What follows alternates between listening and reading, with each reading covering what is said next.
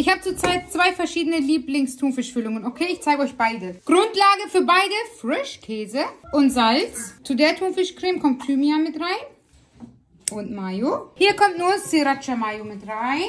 Und jetzt wird alles gut vermischt. Dann haben wir 2 verschiedene leckere Cremes.